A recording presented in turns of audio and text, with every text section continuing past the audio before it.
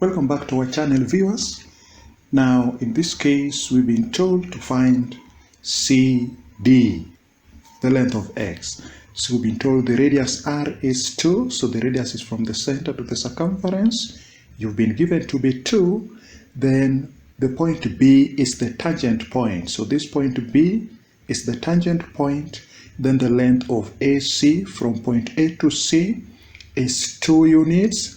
Then the length CD is x. So this length CD is what we want to determine. Now we want to take the radius from the center to that point. We want to join the radius from O to join point B, the tangent point. If we do so, we will have this diagram. Now remember, the angle at B will be 90 degrees because the tangent and the radius are always at 90 degrees because B was the tangent point. So it means line AB is a tangent and line OB is the radius. So the tangent and the radius, so the tangent with the diameter, are always meeting at 90 degrees.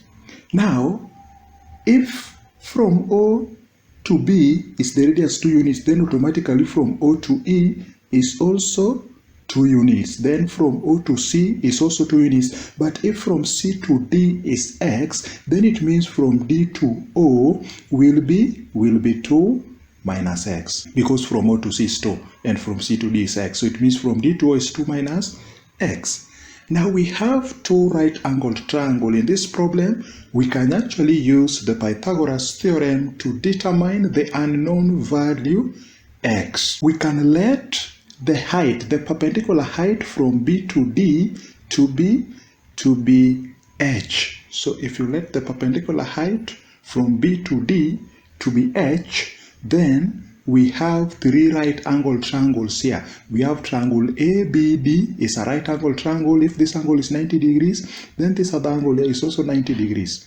Triangle BDO is also a right-angled triangle, and triangle ABO is as well a right-angled triangle. Now, remember, if you have a tangent line, AB intersecting with the second AE, then the tangent squared, the tangent line is AB squared, will be the outer portion of the second AE. Remember, the outer portion is from A to C, then times the whole second, which is from A to E. Remember, second stretches outside the circle and touches the circle with the 2 points. So we have the second AE.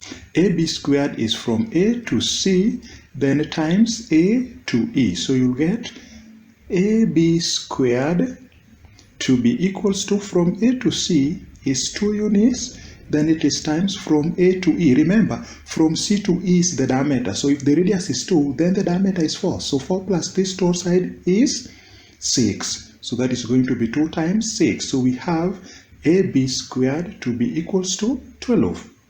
Again, you can as well use Pythagoras theorem. If you have triangle ABO, if you are given triangle ABO is a right angle triangle, at this point the longest side is the side AO. That is the hypotenuse. So it means AB is one of the shorter sides. So AB squared will be the hypotenuse squared, which is from A to O. That is 2 plus the radius 2, 4. So that is going to be 4 squared plus OB, which is 2 squared. So what do you get? 4 squared is 8 plus 2 squared. You still get AB squared to be 12. So whichever means you use, you will still end up with AB squared to be 12. So that will imply that AB is the square root of 12. So it means the length from A to B will be the square root of 12. Now, having done that, we now want to concentrate on the two right-angled triangles, triangle ABD and triangle BDO. Those are two right-angled triangles, and we can as well use the Pythagoras theorem.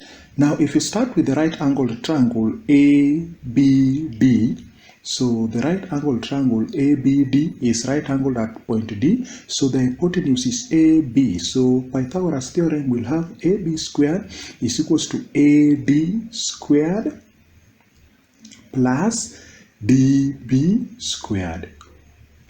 if you use Pythagoras theorem. And what are we looking for? We want to look for the height h.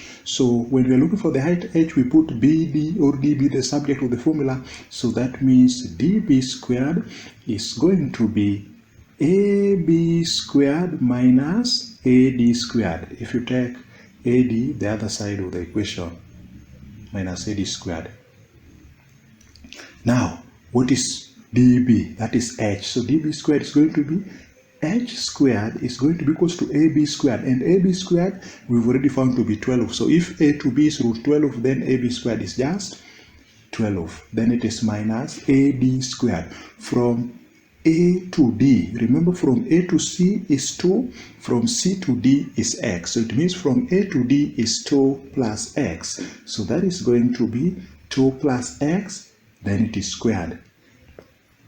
So that one we found the first case of h. The other case of h, we use triangle BDO. It's also a right angle triangle. So when you have triangle BDO, that if you use Pythagoras theorem, the longest side is the length BO. So we are going to have the hypotenuse squared is equals to the sum of the squares of the two shorter sides, OD squared plus DB squared plus DB squared.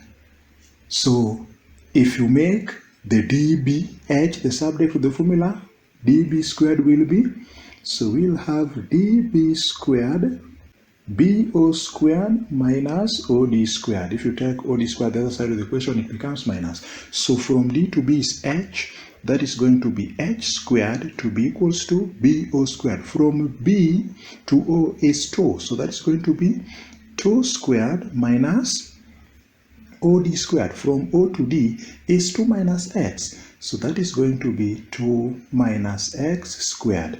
So we have two equations of h. The first equation of h squared is this. The second equation of h squared is that. So we can equate the two equations.